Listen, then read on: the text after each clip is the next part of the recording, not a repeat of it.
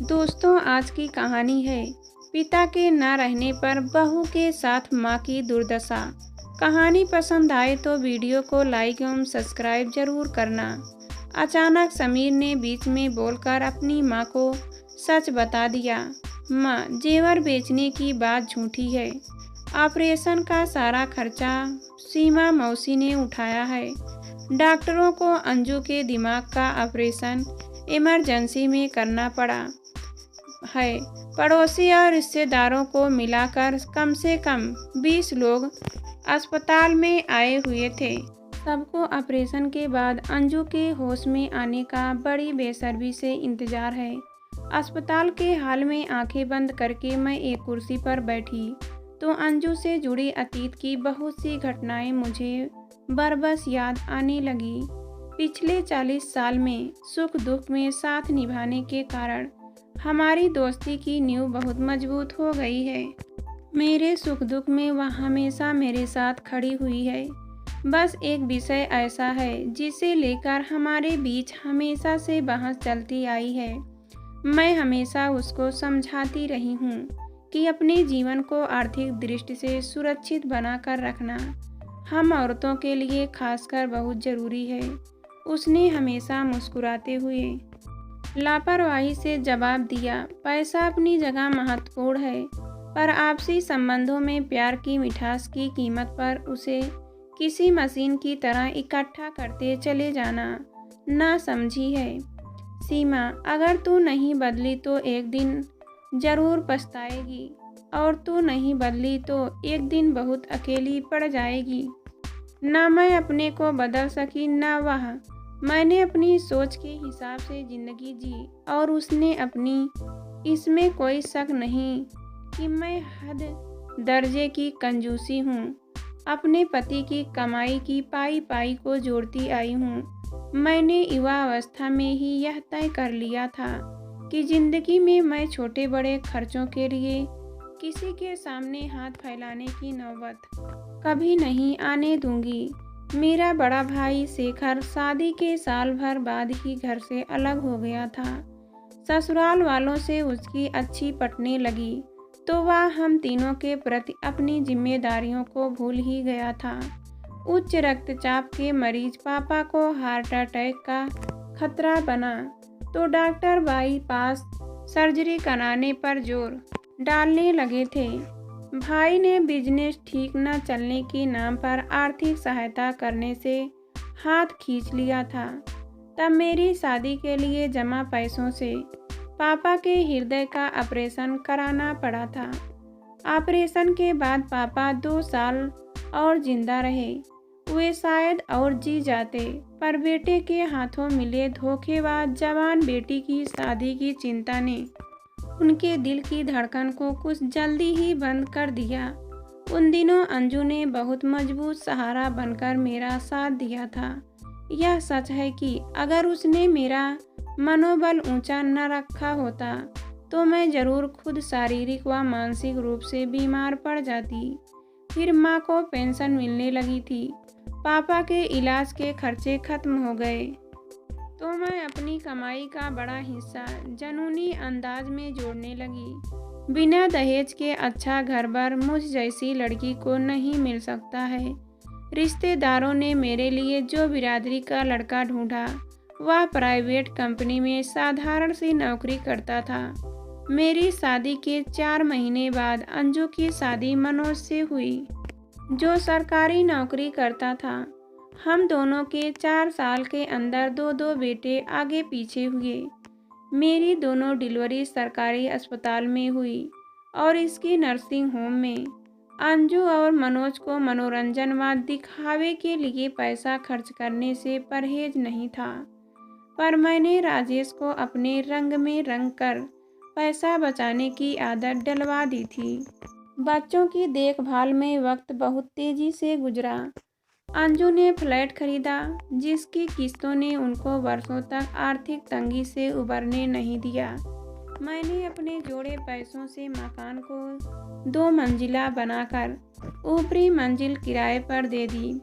इससे हमारी आमदनी बढ़ गई।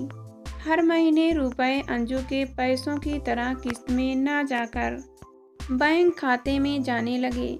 मेरा बड़ा बेटा समीर बीकॉम के बाद एमबीए करके नौकरी करने लगा। छोटा बेटा सुमित पढ़ाई में ज़्यादा होशियार नहीं था, सो उसे हमने किराने की दुकान करा दी। अंजू ने दोनों बेटे भी कुछ खास नहीं पढ़े। बड़े राहुल ने साधारण से कॉलेज से एमबीए किया और उसे ठीक ठाक नौकरी मिल गई। छोटा दवा बनाने वाली कंपनी में एमआर बन गया था। अपनी कंजूसी की आदत के चलते मेरी अपने दोनों बेटों से अक्सर बहस और झड़प हो जाती थी। घर के सारे खर्चे अपनी कमाई से ही करना उन्हें नाजायज बोझ सा लगता था। आप हर जगह और हर किसी के सामने रुपए व खर्चों का रोना रोकर हमें शर्मिंदा करवाने पर क्यों तुली रहती है। अंजू मौसी और मनोज अंकल ने अपनी शादी की 25वीं सालगिरह गोवा जाकर मनाई थी। उनके पास खास पैसा नहीं है, पर वे ऐश कर रहे हैं। आपके पास पैसा बहुत है, पर आप सिर्फ रुपए गिनने का मजा लेती हैं। अब उस न समझी को त्याग कर जिंदगी के भी कुछ मजे ले लो माँ। वे अक्सर मुझे अपनी आदत बदलने के लिए समझाते रहते थे। मैं अभी अपनी जमा पूंजी उड़ा लूं और बाद में तुम्हारे सामने हाथ फैलाऊं। ऐसी नासमझी करना मुझे बिल्कुल मंजूर नहीं है। मैंने कभी उनकी बातों पर ध्यान न देकर कह देती, पता नहीं आपको क्यों इतबार नहीं होता कि हम आपके सुख दुख में काम आएंगे। वे नाराज हो उठते। मैंने दुनिया की रीति देखी है, बूढ़े हो गए माँ बाप बेटों का बोझ लगने लगते हैं और उनकी खूब दुर्गत होती है। मुझे अपनी ऐसी दुर्गत नहीं करानी। यूँ मेरा सच्ची बात उनके मुंह पर कह देना उन दोनों को कभी अच्छा नहीं लगता था।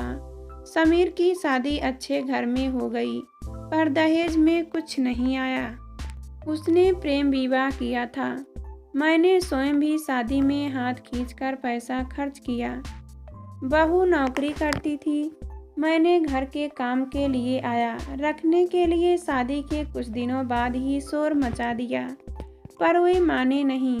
सारा झगड़ा आया कि पगार को लेकर हुआ, क्योंकि वे उसे अपनी कमाई से नहीं देना चाहते थे।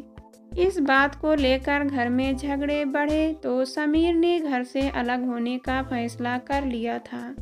उसके ससुराल वालों ने 2 दिन में अपने घर के पास किराए का मकान भी ढूंढ लिया। मेरे बहू बेटे के अलग होने के 4 महीने बाद ही अंजू ने अपने बड़े बेटे नीरज की शादी की थी। उसकी बहू भी नौकरी करती थी। अंजू की तरह वह अच्छे स्वभाव की निकली। मैं उसके घर जाती तो वह मेरी बहुत खातिर करती।